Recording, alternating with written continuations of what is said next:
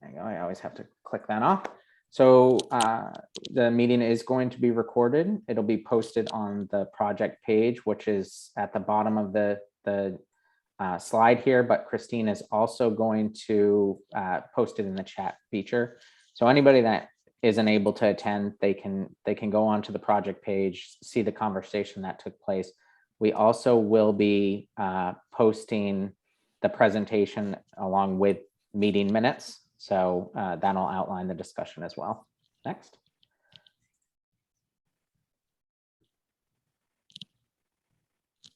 It didn't actually transition. Did you click next, JP? Did you not? Okay, here, let me change. It's still on meeting. There we go. Zoom tips. I think we're all pretty well accustomed to Zoom at this point. So the microphone, camera on and off. We can see some people are already activating the chat feature, so we'll do our best we can certainly enter chats in that while we're presenting.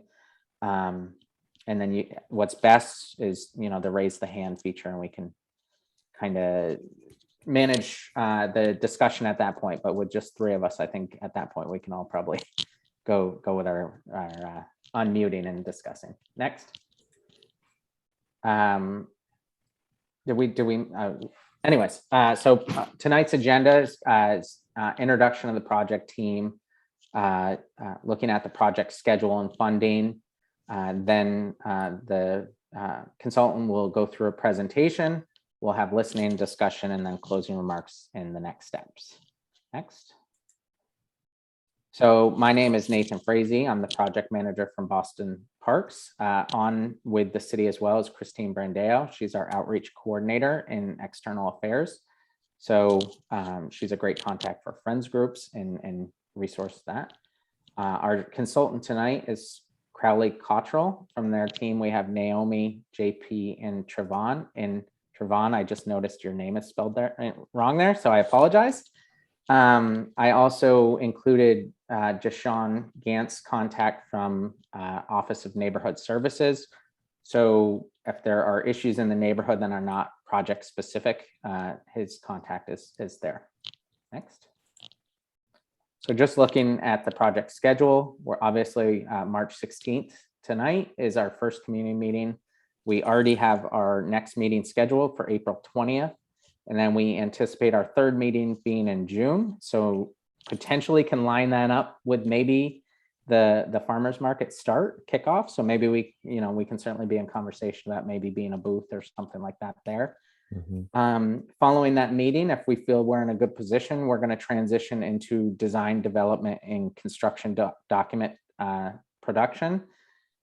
Those documents are what we use to put out to a bid for construction. And we have an anticipated start date of August this fall with an estimated budget of $880,000. And we listening to your all's schedule in what the farmers market timing is, we can certainly be accommodating to that to make sure that still can function. So that's the one benefit of this being a 2-parcel site, is that we can start there, allow you guys to have finished the season there, and then we can rotate the construction. And then we anticipate opening in spring of 2023. So, next.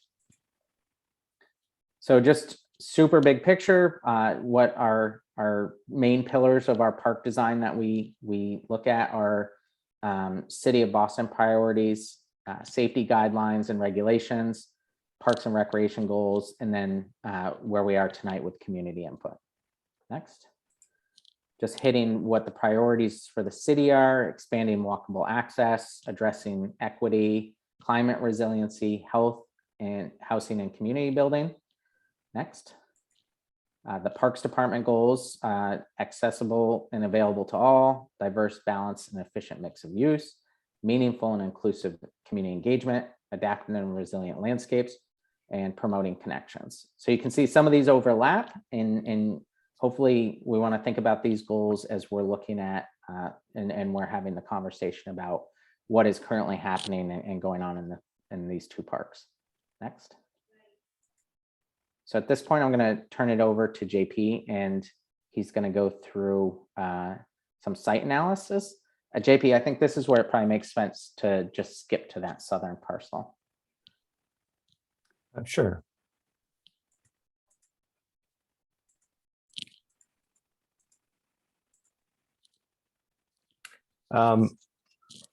So yeah, so I am JP Charbonneau. Hi, everyone. I am part of the team for Crowley Cottrell. We're the landscape architects tasked with this project, which is in two pieces. It's the northern and the southern site.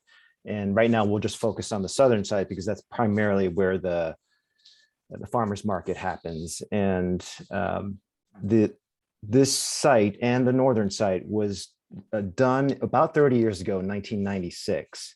And since then, we visited the site last winter or in December and November of last year. And to me, it doesn't seem like it has been touched since. And if there is a general impression of both sites, and I would say it looks tired and it could use some love. And what's interesting about the site is that it's small, and yet it has a lot going on, just in terms of the site itself. I have to say, of the two sites in our visits, this site was the one that was more visited. I would say the northern site felt more remote and less people were there, and that's partly because we think that there's a lot of traffic around the area, and it may not be as welcoming. And the same could be said here. However, this is probably closer to more activity, closer to the neighborhood. This, I think, can overcome some of those barriers that the other site cannot. What's interesting here to us, and part of the reason why we're doing this presentation is just to give you our first impressions, really. And it's really to hear your point of view, and we'll get that at the very end. But we're just going to share our thoughts and hear your take on our thoughts, and just to hear your perspective as well at the end. But the kind of takeaway from the site is that it is broken up into many different pieces, and it feels like each piece doesn't communicate with each other or contribute to a whole. And part of this, we think, is looking at the various levels of the site, especially the southern site. And we're using this color code to communicate or illustrate the various levels of the site, just in terms of like steps and steps up. And so the darkest color is, we're considering 0, or at the sidewalk level at one end. And then there are various steps up to different platforms in the site. And if you are even remotely mobility impaired, what this means is that you probably would not negotiate the steps very easily, and you'd have to walk around the site to get from one end to the other. And we feel like that is a shortcoming, and it is probably a deficiency that doesn't help contribute to the activity of the site. My understanding, I've never been there when the farmers market happens, but my understanding is that most of the farmers market activity happens in the central zone, and that very little activity or happens at the other places. It may be, people may be gathering there, but most of the farmers market activity happens in that central zone. And please correct me if I'm wrong.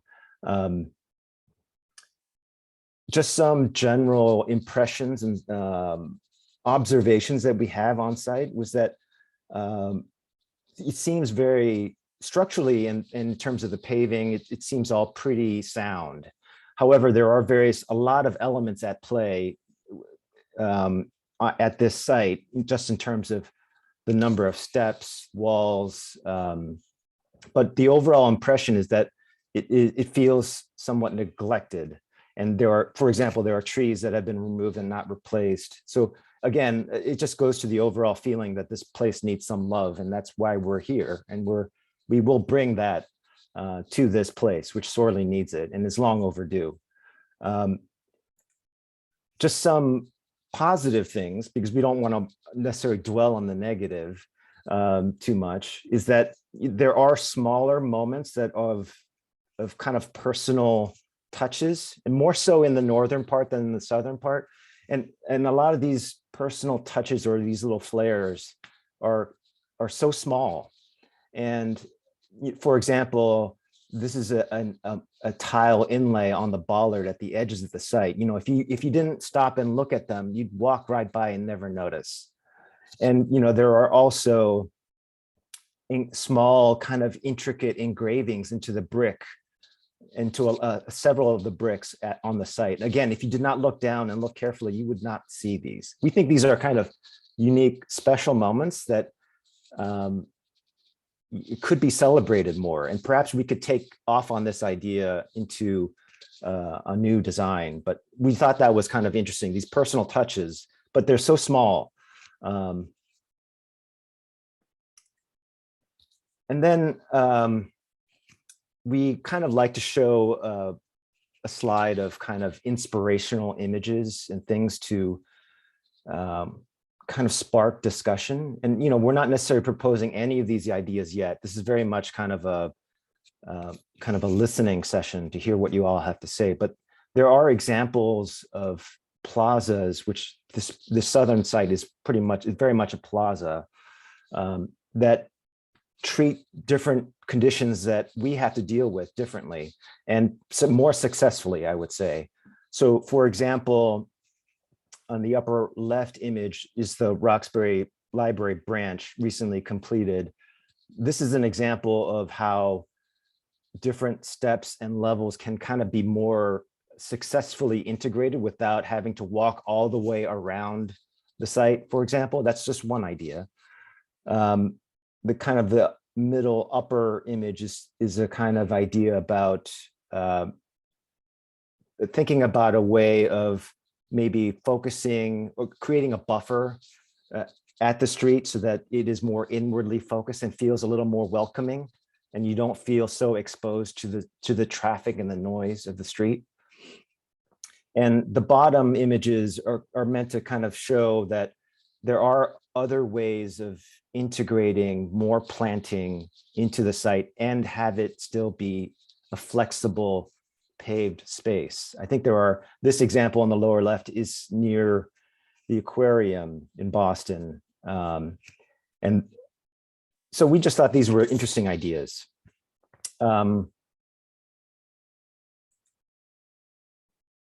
We just ended on this because when we were going to talk about the two sites, but we just had this side by side to talk over.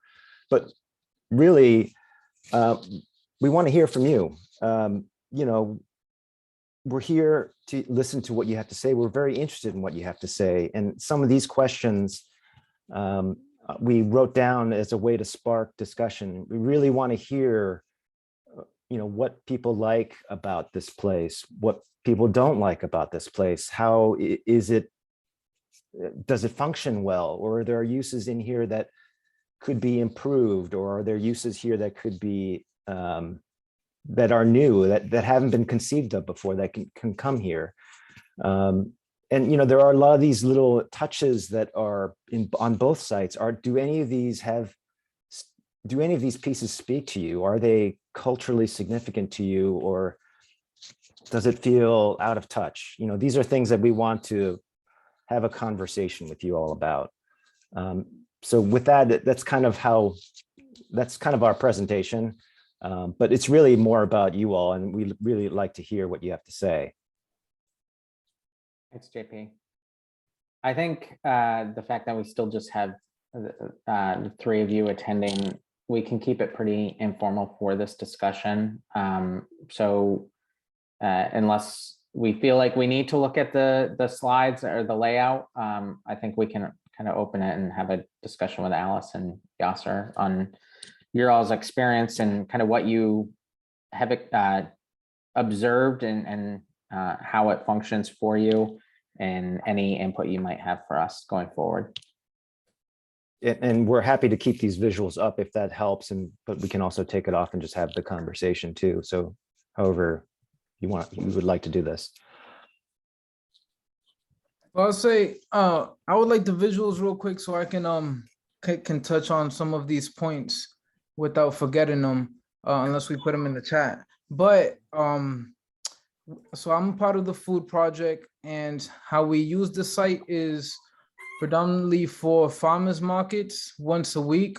But in addition to farmers markets, this is a really good outreach location for us, whether it's flyer distributions, newsletters, sign-ups, like trying to get bystanders that walk around and getting their email addresses to be put in newsletter campaigns. Surveying, we do a lot of surveying at this site. Again, mostly about the farmers market experience, but it would be nice if we can get a survey of from our residents that is also of how do they experience the site itself.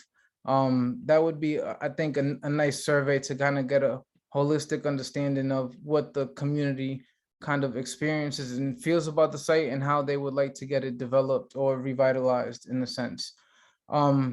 But I would say, me personally, from this site, what's the best part of these parcels are the engagement that it has, because it's so small.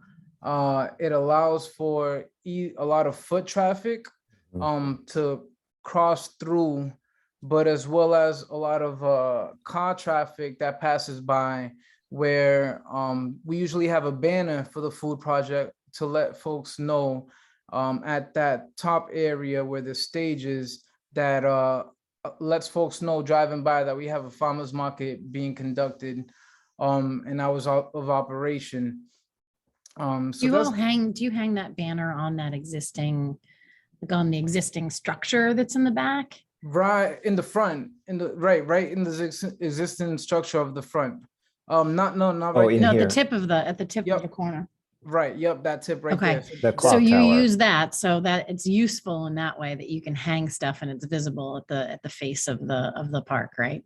Yeah, because there's cars going through from Dudley It's a Street to visible, Hill right, Ave. visible Yeah. point, Mhm. Yeah. right? Right. And so that's also a good point. What's a good part about that? I talked about the engagement, not only through walking by through bystanders, but there's also that bench area underneath the trees that a Mhm, lot in of here. folks just like, yep, right there. Well, a lot of folks just be hanging out, and it's really a nice informal hangout spot where, like, almost all day there's different types of residents that use that location for different purposes, whether it's just to like talk about things, whether it's to meet up. Well, it's also under shade, right? So it's more comfortable, like in the hot summer. right. And so that's a really good, and it's right next to the bus stop that is right there too, right? So Mhm. people get off the bus and then they go directly to the benches. So Mhm. that's a nice touch right there. And I also kind of like the tiered layout of the plaza right now, where there's that tip, and then the cemented free space, and then there's a little like right that Up here and then up here, piece. right? Yeah, I like that tiered structure. But now what I need to say about what I think might need to be changed is, first, our farmers market line usually starts at the right side of this parcel, right, and there's no shade right there. And Mhm. so there'd be long lines in the summer Mm. where people are hot and they have to wait. Farmers market lines get long and can be upwards of 30 minutes to 1 hour, 90 to 100 degrees, and there's Right. no shade for them to be waiting for their vegetables. So And they're that's lining up on the sidewalk, essentially, right? Is that what you're So saying? No, they're in the plaza, In the like, plaza. yeah, right around there where your mouse is. Okay, right. Mhm. Yeah, and then and we have a lot of elderly folks too. So or seniors, and so it gets hard for them to be standing up to wait for the produce for that long in the Right. hot sun. Mhm. And I also wanted to speak to the homeless that use that space, and trying to not kick them out, because they use that space because it's the only kind of open space that they have. And I want to be courteous to not displace people that is their only kind of access to kind of having a home in a sense. And they usually use that back piece where's the grass and the trees, yeah, right around there. And then so, and I know homelessness is a problem that a lot of people don't like to face, but I am one of opponent of being courteous to the folks that is their only way of living. And if not trying to use community benefits to maybe provide a structure for some type of temporary housing or something like that, or vouchers to get folks that usually use that space to provide them housing opportunities that would be nearby, because they know that area so well that it wouldn't be feasible for them to travel to like JP or Mattapan. If you say like this free housing, people want to be where their locality is. It also gets not too much trash, but there'd be some trash because there'd be just so much bystanders. And then so I think there's only one trash can on the like right side, right next to that podium. And so it would be nice if not only if we can have more trash cans, but like a maintenance program to upkeep the plaza. That same thing would be for like the cement space where it might get dirty by like drinks or things of, whatever might stain the cement. So just kind of general upkeep to keep the beautification going on. And lastly, I'll say that in terms of the things that are special to this plaza, I never noticed that it had those brick etchings or that mosaic, but I think I like history. And then so I wish that there was a way to maybe highlight or emphasize those little signs. And I have no idea what those signs mean, but if it is relevant to the community and the community's kind of cultural history, then I wouldn't want to take that away, especially that mosaic was real cool. But more so highlight why it is there and what it means to that locality. And I think Well, that's yeah, it's interesting, Yasser, you say that, but if you go to the northern side, there's even more.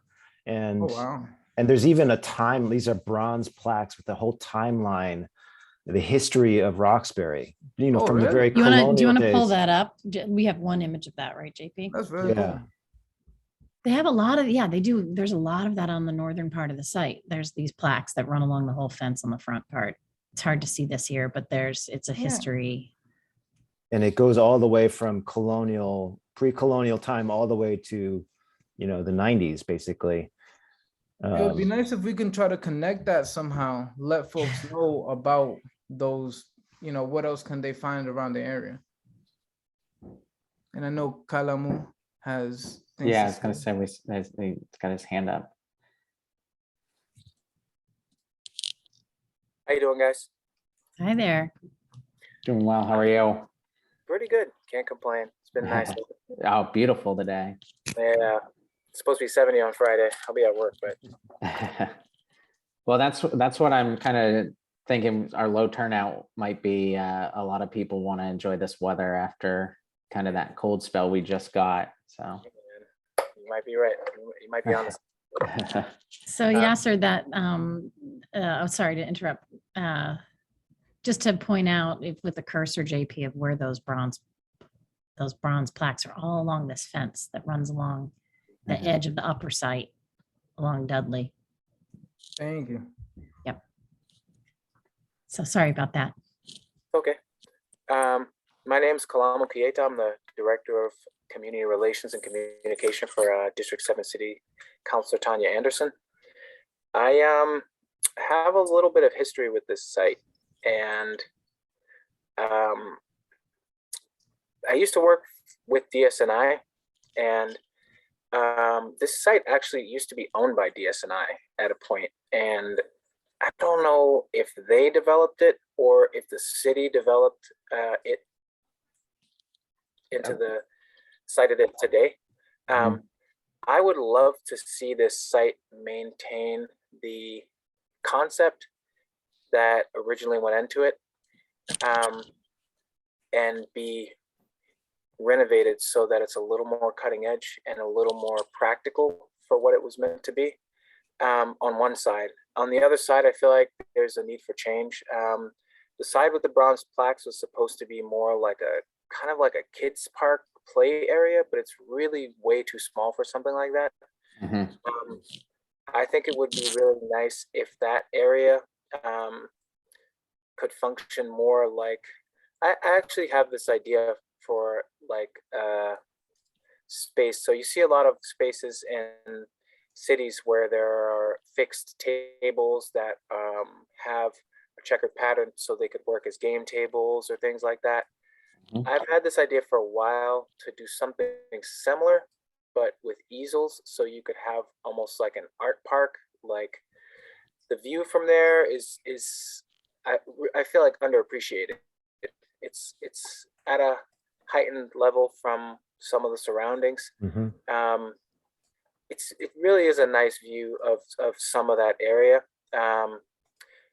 But I feel like it would be really nice to have the two complement each other. The other area was actually supposed to be a staging area, Mhm. or was meant designed to be one. And I think it's such a really would be such a wonderful aspect of a community space, especially with given the location. Um, a lot of the things there. Well, so part of what I did when I was working at DSNI, when I found this out, and I was like, "What? That's what they built this space for?" And I had to go straight over there to look at it, and I saw it through such a new lens because I'm like, "Oh, that's a stage. Like it is a stage. This is for seating. You know, the way that it ascends in different increments, or standing, so everybody could see the stage." And even that purple structure at the very top, meant to be something with hoist lighting and sound equipment to it. Even has power that you could run equipment, power equipment that you bring yourself to accommodate a performance, or a musical performance, a play. Um, but I feel like it would be such a lovely way to create a platform for the arts in Boston, So especially if it was. Go ahead. I'm sorry. now I was going to ask, we when we went out there to do our site analysis, we realized the same thing, that this was designed for a stage, with the stage in mind, with the backdrop. But then we have to ask the question, like, why hasn't it functioned that way? And so that's what I'd ask all of you that use the space more.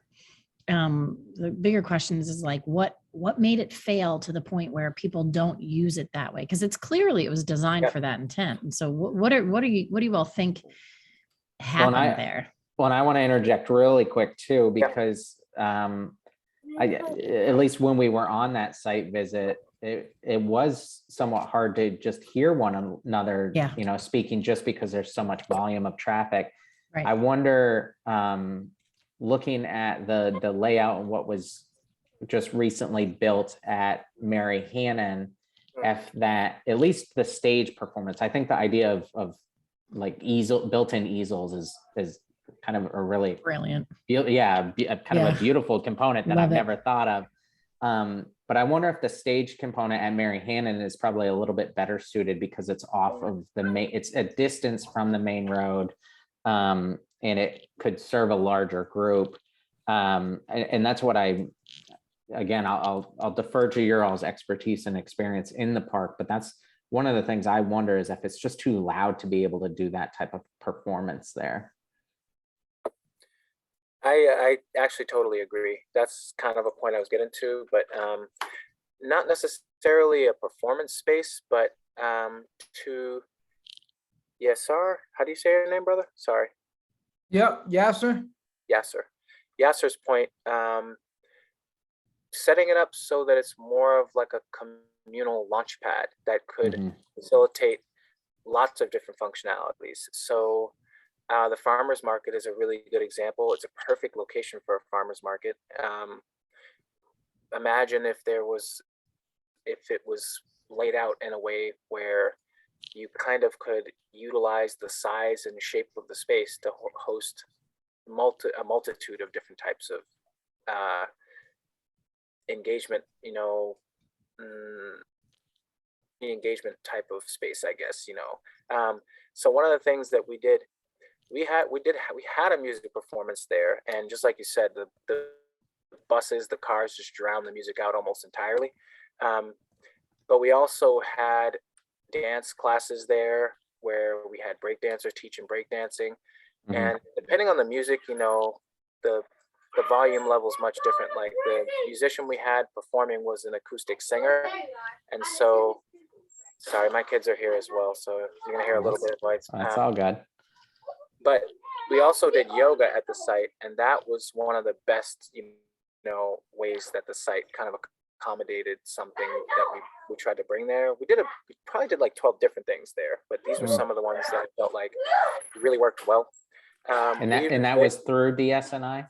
Yeah, and then we even did a thing with the food project, where we kind of had like we did it with the farmers market, but I brought a table and I cooked meals while the farmers market was going on to kind of show people, like, because a lot of people had an aversion to vegetables and healthy eating these days, and that's partly what you get at a farmers market. It's all fresh produce. It's from farm right there.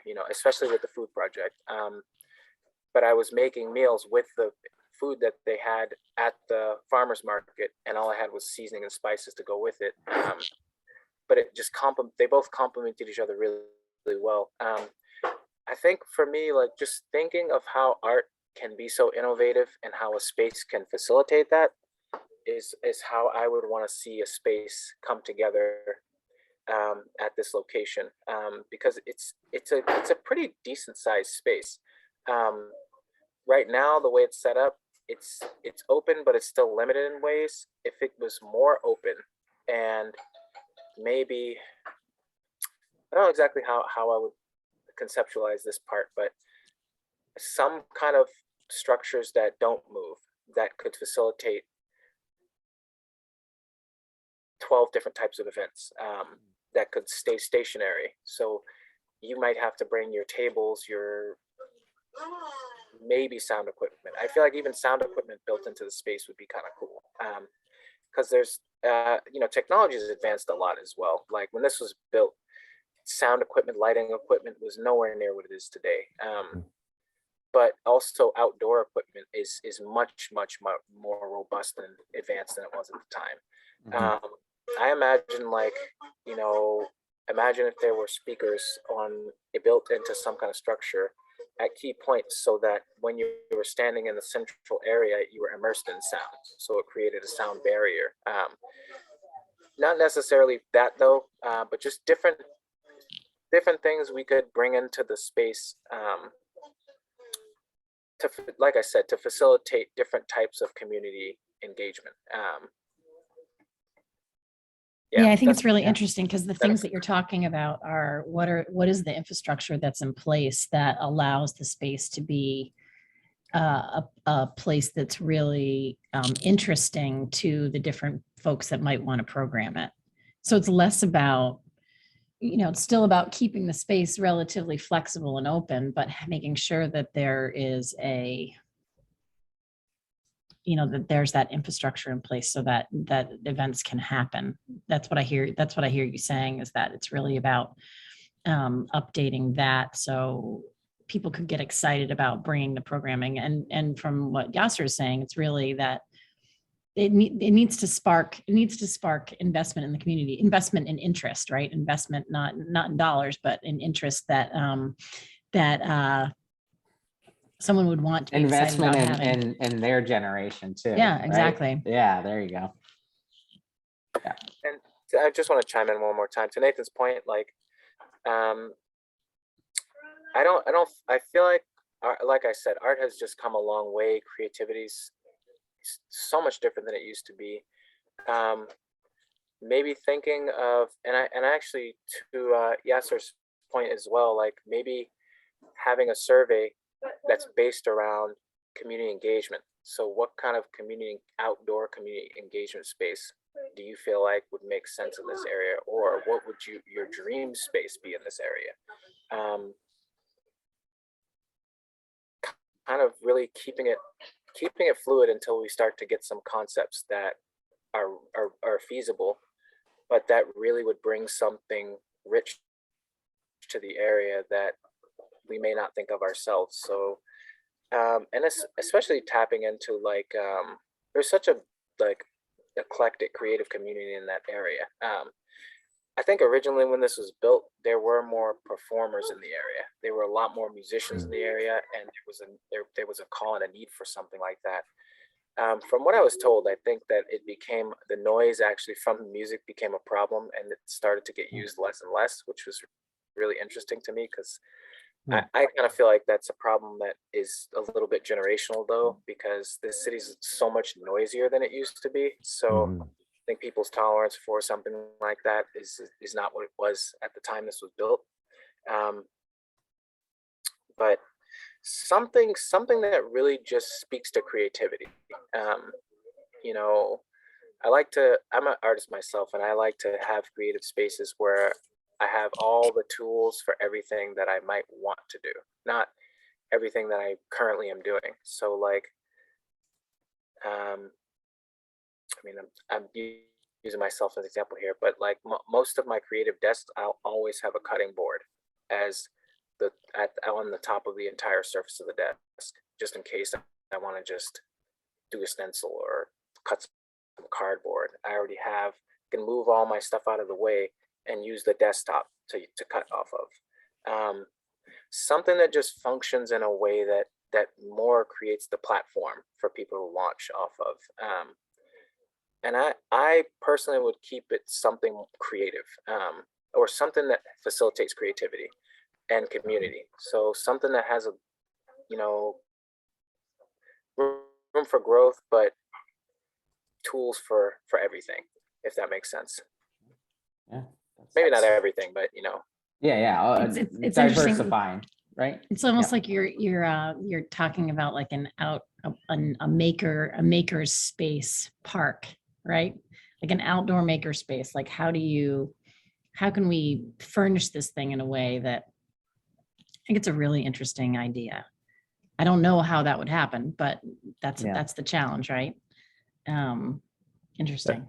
What's interesting also, about the site, and maybe it'd be interesting to get the farmers market perspective, is how much space is actually used. Do you think, it seems like for such a small space, only a fraction of it is actually actively or used, is my impression. Is there an opportunity to make it feel bigger? I mean, I don't know. Is that something that's worthwhile? I mean, that could make it more flexible, and you could have many more people there. These are things that we will study, of course, but just curious to hear what you all have to say. No, I think that is a really good question, because we really do just stay pretty confined to the plaza level. Like we expanded onto the stage one time, but for the most part that remains empty. And then the grassy part in the back also stays empty. I was kind of thinking, like, in the spirit of like bringing art into the space and stuff, that back fence is kind of like dark and empty, and it might be a cool place to like feature a mural, and that might make the backspace feel a bit more welcoming maybe. Or just finding ways to feature local artists in the space would be cool. But I also want to second Yasser's point about shade, that the side by Blue Hill Ave is like really hot and sunny, and it can be like rough for our customers, and also just makes the space like feel really exposed to the busy road.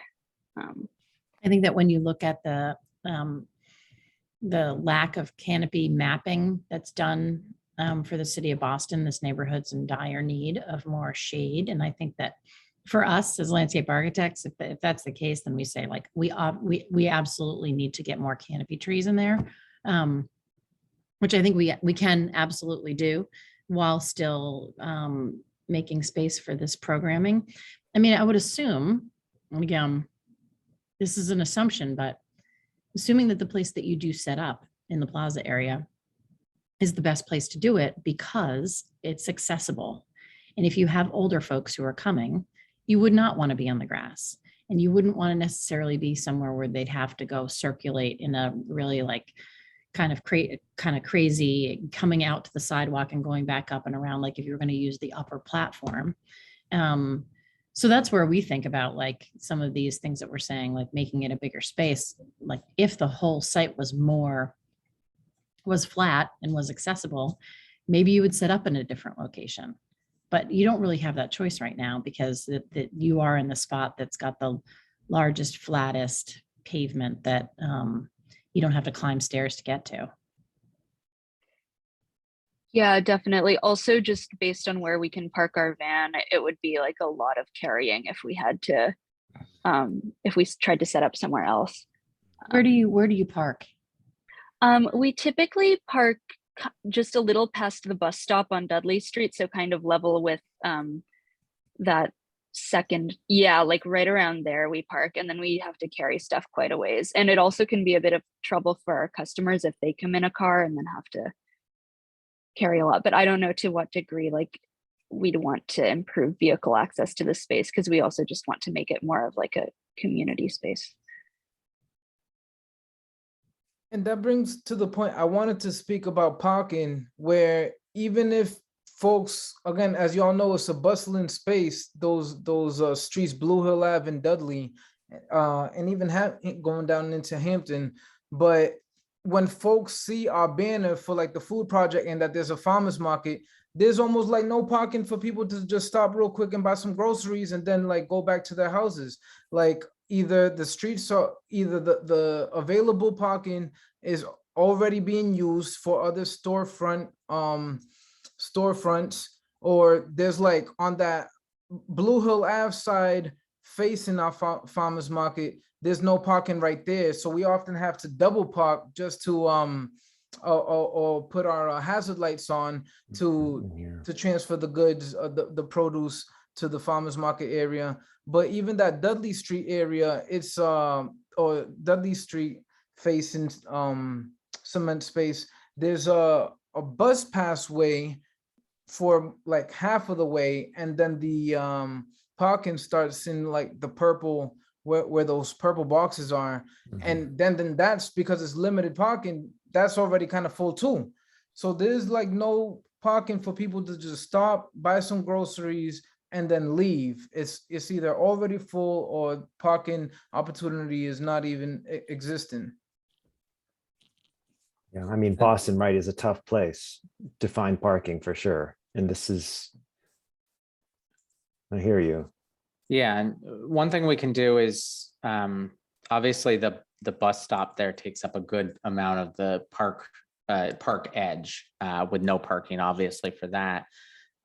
We certainly don't want to lose actual parkland, and we can't lose parkland for cars or parking.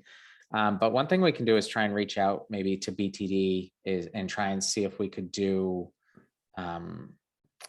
like a permit access to have some of those spots right beside you during the time of the farmers market be reserved solely for that, and you could put like a cone up or something like that. So we can reach out and see if we can coordinate something like that. One thing I'm curious is to get the thoughts on the upper parcel. I know listening to the input that initially it was thought for kids space. One of the observations we had, because it did at one point have a spray pad in there with some water jets. Those have not been operational for quite a long time. Just walking the site and how fast and how busy that intersection can be with cars turning and everything. And then the fact that there's no gates there seems a little bit too dangerous to try and encourage, at least without gates, little kids to be running around there. Just curious, any, expertise or community knowledge you may have of if there are kids that actually do use that space, or, the thought of creating it more as an art art user type would be more desirable, and we can kind of move away from the idea of it as a little kid space. Well, there's that Vine Street Community Center right next to that upper parcel right there. So in terms of people like youth do use that space, whether to walk to the bus stop that's right on Dudley Street, and the second one, but as well as it's like a bystander.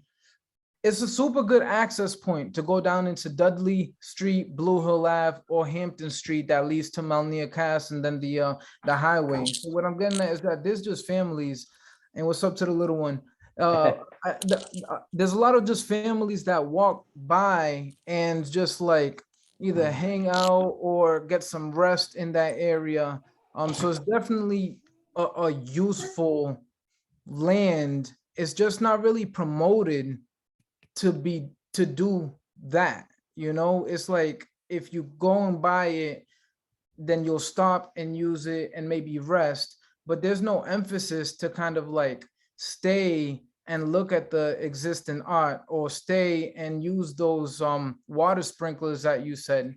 Like, I feel like there also needs to be a conversation about outreach and how the city can collaborate with local organizations, community centers, churches, and the or mosques, religious institutions, etc., that are in the area, and really try to get folks to get back to using that public land, because it should be utilized more than it is. And I just feel like we just need residents to know that, to feel comfortable to do that, and to know that they have the right to stay in those public areas and enjoy it for like a nice day out, or to bring the kids or something like that. Because there's also a lot of residences right there in the upper parcel, like you were saying, is Mount Pleasant and those types of houses up there, that would love to just go there and use it to hang out with their kids or whatever it may be. But as well as like programming, organizational program, these are great areas, access points, entry points for outreach, the bystanders that go through, the people that use the MBTA buses through the car traffic. It's just an area that can be utilized a lot better, whether for leisure or programming or events. And there has been no emphasis to do that from the city standpoint, and then, continuing into our locality itself, where if folks don't feel appreciated, then they won't really feel comfortable in doing something in those spaces, if that makes sense. Well, I think that your point, like from the designer's perspective, like people whose job is to try to figure out how to remake this space. And what I hear from you is that it's like a really unclear kind of space. You might stop there for a little bit because there's some trees and some, you can get shade and you can stop, but it's not very clear when you're walking by what kind of a space it is, like why you would go in there. And I think that that's our job, is to try to figure out not only like what kind of a space it should be through community input and figuring out the kind of programs it could sponsor, but once that's figured out, like once we figure out what the goal is and the kind of things that we're trying to make happen there, one of the biggest challenges for us is then anybody who walks by should be able to figure it out. It shouldn't be a mystery. Like that, I think that's the clarity of what should be happening there is something that we need to make a real priority. Does that make sense? Definitely. I do want to add that there's folks that use that space every day. As much as I would want other, more folks to engage in that public space, because as my brother said, it is kind of like a theatrical, artistic space. But there is people that hang out there and use the benches and pass by that area every day. So those locals are important to Absolutely. hear their perspective of, since they're the ones using that space every day, how would they like to kind of reshape it? And that's why kind of like a survey or a focus group, a community forum would be so important to reach out to those types of residents that use that space every day. The key word that I hear from what we're saying and we're talking about now is the idea of comfort. And if we don't give people, visitors, a reason to stay, they won't stay, right? And if you don't feel comfortable, you're not going to stay long. And that would be that's my general impression of both sites, is that people, if they do come, and if they don't come for a necessary reason, like to go to the farmer's market, they don't stay long.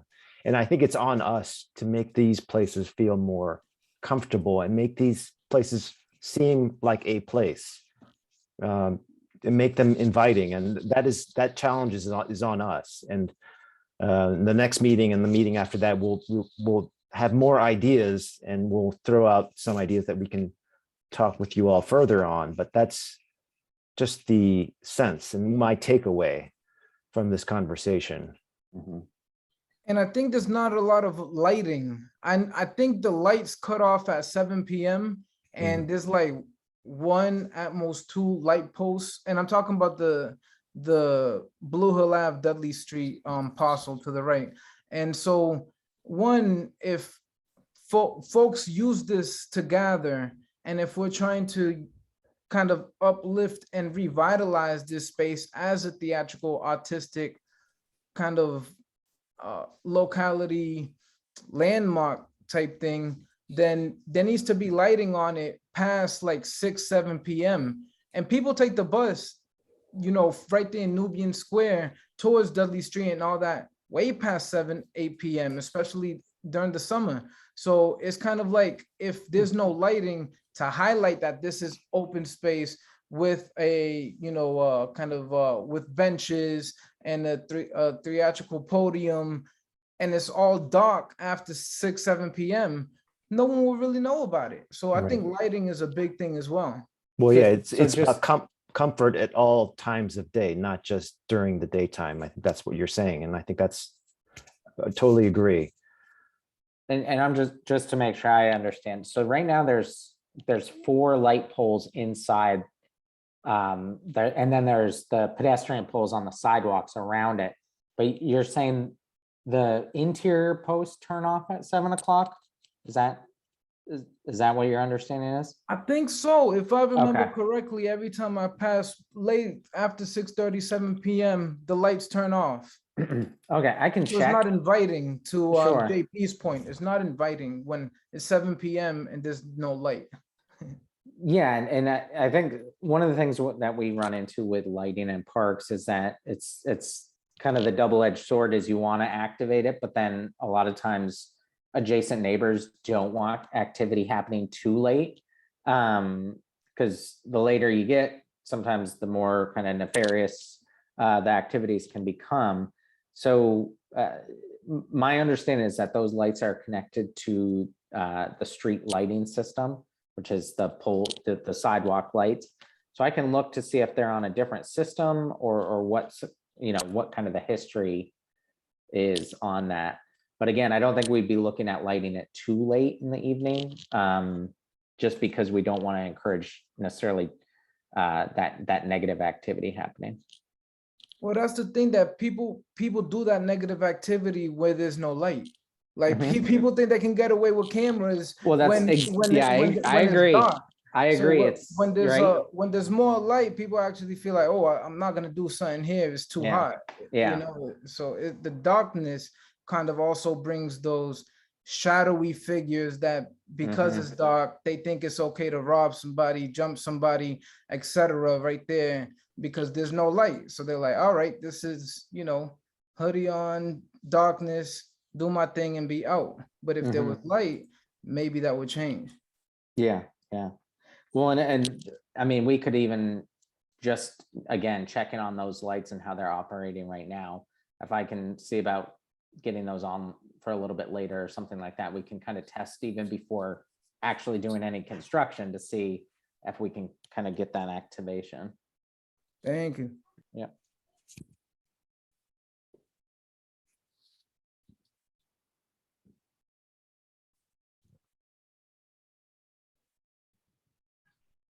All right. Well, despite the fact that there's so few of us, this has actually Yeah, been this an is- awesome conversation. You guys are great. Love it. And I Everybody- don't know if anybody else was able to see, but Alice posted several comments in the chat. That her supervisor offered that they've been involved since the early 2000s. And the notion is some sort of permanent signage for them that can be up throughout I assume throughout the farmer's market season, especially on non-days, to let people be aware of the farmer's market. And then also the idea of a community bulletin board for that space. And then, sorry, I'm scrolling and getting it all. And then also expanding the trash recycling and composting. Right now, we don't actually do composting, and we are piloting recycling in some parks. So what we've been doing is when we are going back and adding new trash barrels, we're adding what we call double pads. So the trash barrel goes in, but we're creating the space so that when that pilot program goes into full effect, we can start to immediately put recycle cans in as well. So we can certainly look at excuse me, expanding the trash receptacles, but also making sure those pads are adequate for future use. Yeah, I think my thing about compost was in reference to I'd seen from like the Office of New Urban Mechanics. I think they've been rolling out this like Project Oscar where they're putting out some public compost bins, and I just thought this might be like a useful space for that, just because probably a lot of people might want to compost and might not have like the contract to get that picked up or whatnot. I will look, I'll reach out to them and see what I can find. See if they're interested in this spot.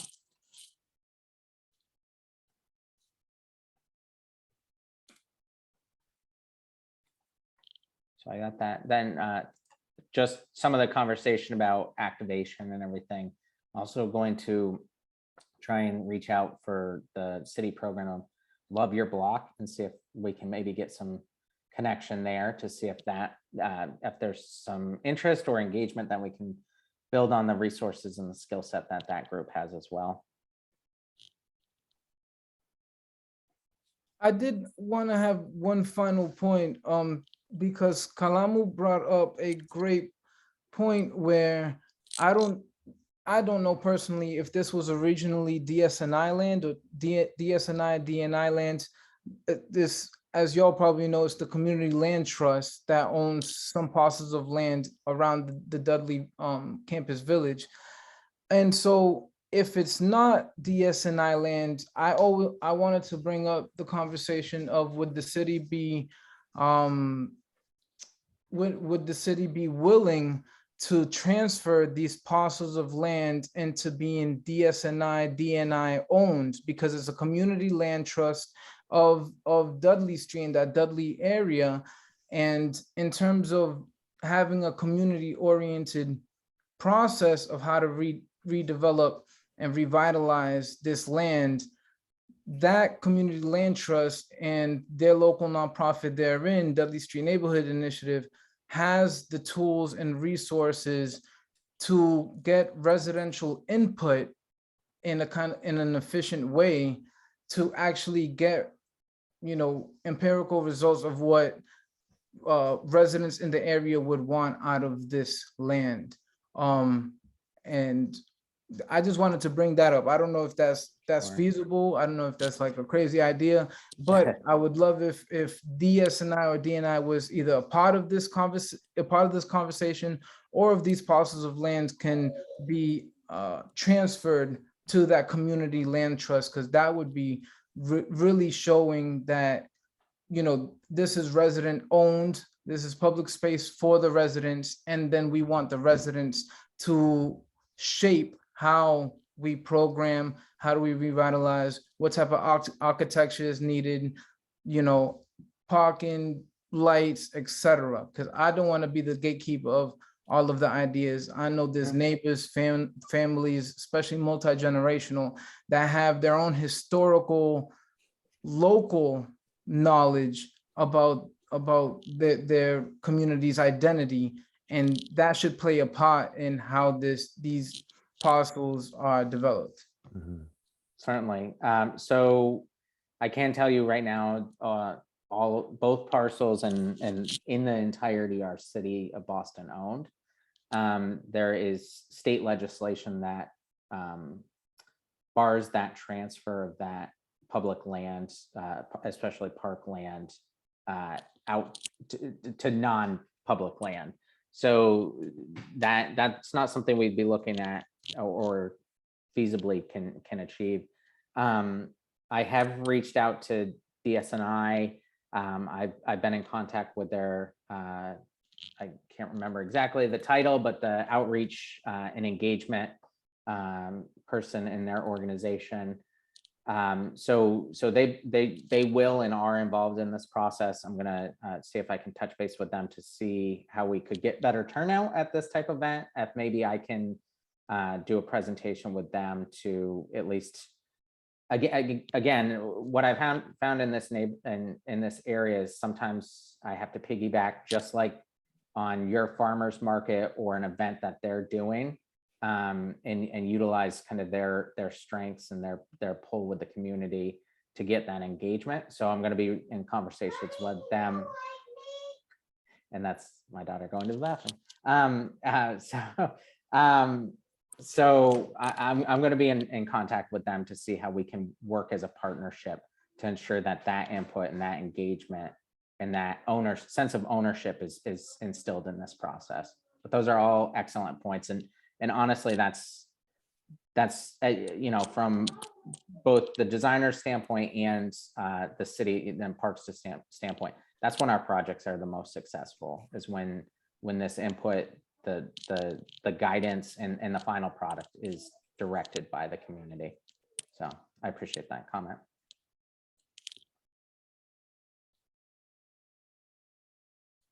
Perfect. Okay, well, is there any last comments, questions?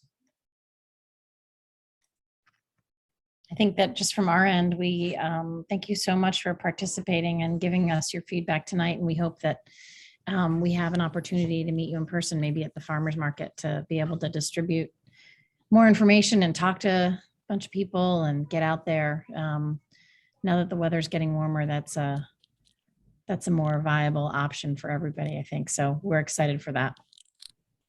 May I ask, what's the timeline for this look like? Sure. So right now, this was our community meeting 1. I think I'm going to do some additional outreach to try and expand kind of the level that we got from this one. But we were anticipating meeting 2 well, we're not anticipating. Meeting number 2 is scheduled for April 20th. And then we anticipate the 3rd meeting being scheduled for the middle of June, which is right around when the farmer's market returns to the site. I'm going to be having a conversation with DSNI and see if maybe we should, if they have another event or something that we could potentially piggyback on. So those dates may change a little bit. But following that June, if we've gotten a good amount of engagement and we feel like we have a good direction to go, the design team will work on construction documents, put that out for bid this summer, and anticipate construction starting this fall, with the full opening happening in the spring. And I know you were traveling when we had that slide up, but and we anticipate about $880,000 in construction money, which again, I think per your point, the park has a lot of really kind of unique and cultural components already. So we're not looking at, you know, blowing the whole thing up and starting from scratch. Our budget doesn't allow for that anyways, but I think we want to build on a lot of the key components in the reason why these were built in the both the historical but the cultural components that were involved in that process. Just a little side note. The music notes on the site, I forget what song they're for, but they're for an actual song that the community kind of selected for it to be on the site. That's a little hidden gem, Little huh? thing if you look at that site, Yeah. and a lot of creativity went into it. I feel like as the city evolved, that just became less and less of a priority. But for us to understand that there was that kind of process, because we have been trying to figure it out, and we would love to know, if it's not significant right now to somebody, if it was significant to somebody in the past, we would love to understand that. Because to us, when that's why we want to do this outreach, because we want to understand that, because it could very well be, because there's plenty of parks that are of that era that had things that were imposed on them that were not necessarily from a grassroots community up kind of think tank. It was something that someone somewhere thought would be interesting, and so they put it on the site. So it would be great to understand more about how the site is today and how it came to be. And think about some of the little murals and the art pieces that are up on the northern site. And our assumption is that it was done through some kind of a community engagement process, that people were making those mosaics and other things.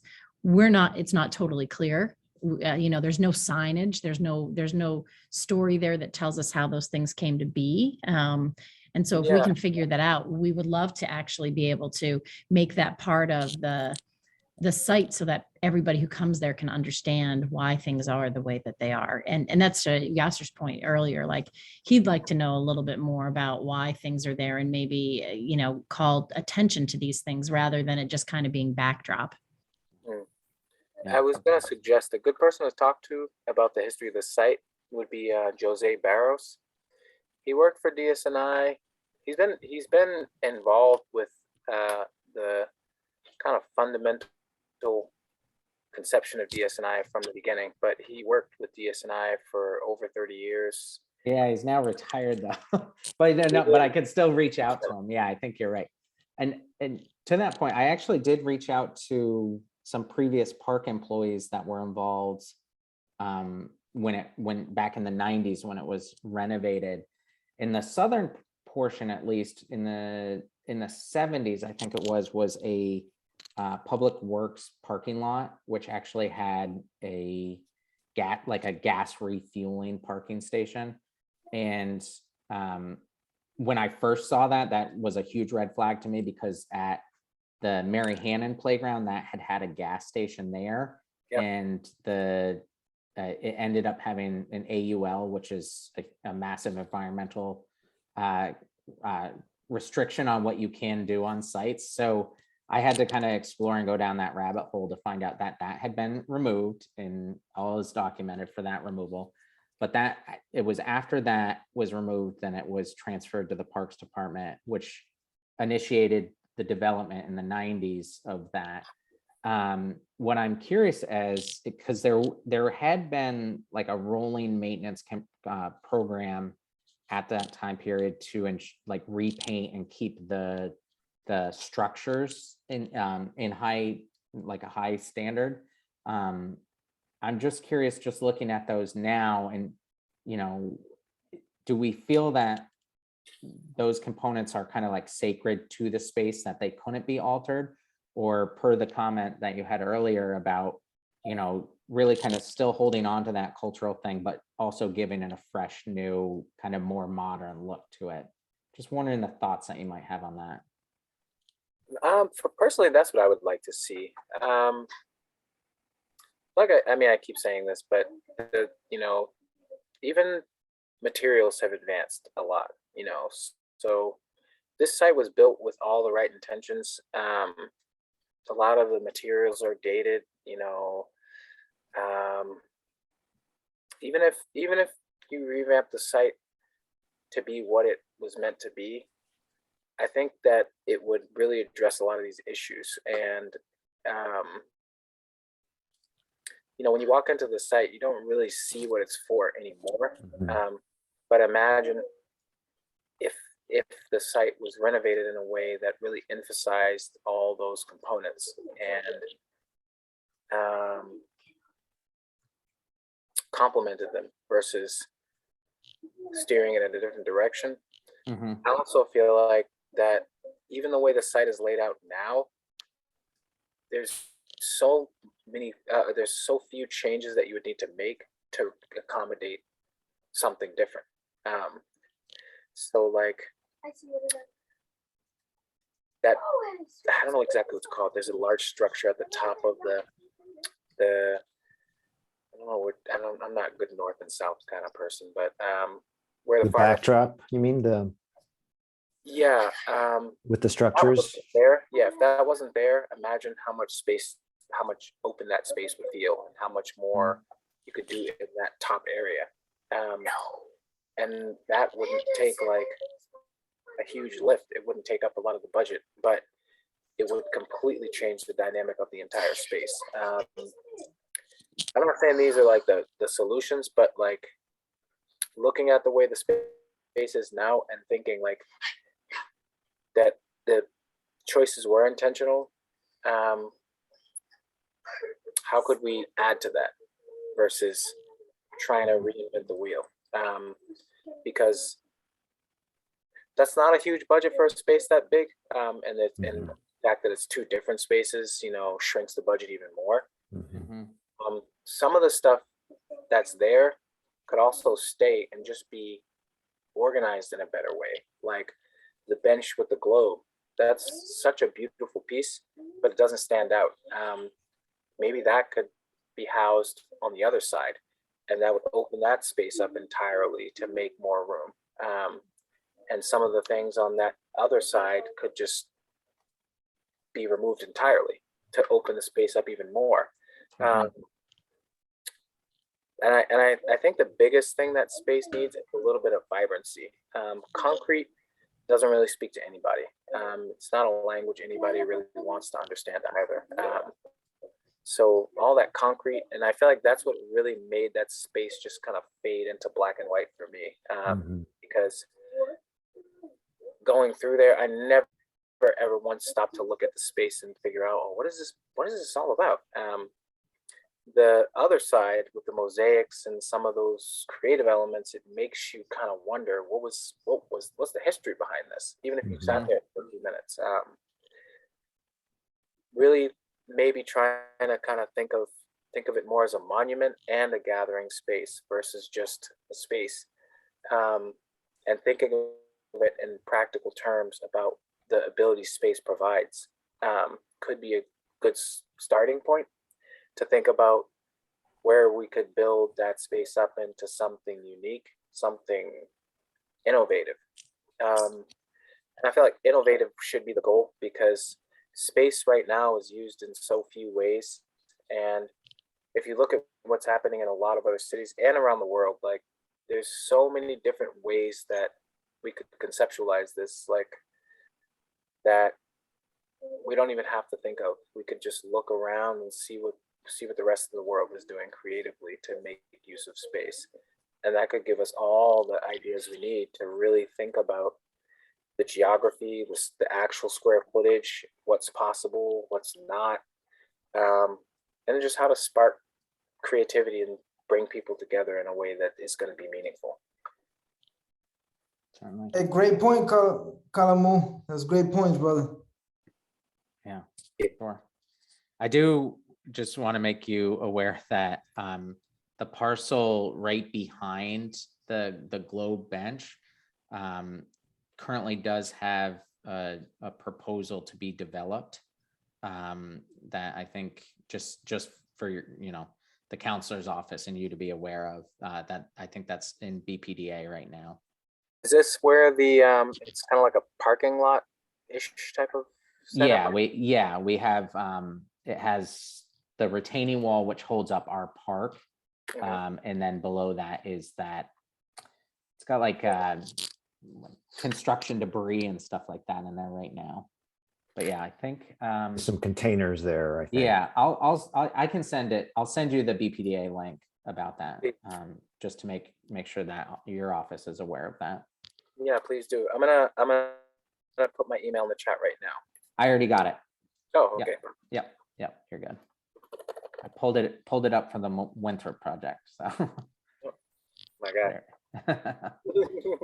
so Okay, well, again, I appreciate all the feedback. We will be posting this on the project website, which was posted in the chat a little bit ago. I think Christine can post on again if she's able to.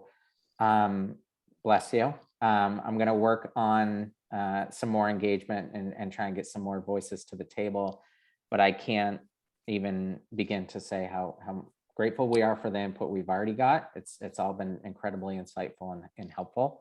And I will, I have everybody's email since you registered for the meeting. What I'm going to be doing is, rather than holding exactly true to that April 20th meeting, I'm going to circle the wagons and have a little bit of an outreach engagement and see how we can make sure the next meeting gets it's even more attendance and more involvement. So you should be seeing emails about that from me as well. Thank you All for right. being flexible. We appreciate that. It's the community's park. So any way we can make that more successful is a win for everybody involved. So with that, unless there's any last comments anybody wants to make, I'll let you get to your families and your evening. All right, take care, everybody. as Thank you well. so much, everybody. Yes, thank Appreciate you. you. Yes, thank you. Thank you all. Thank Have you. a good night, guys.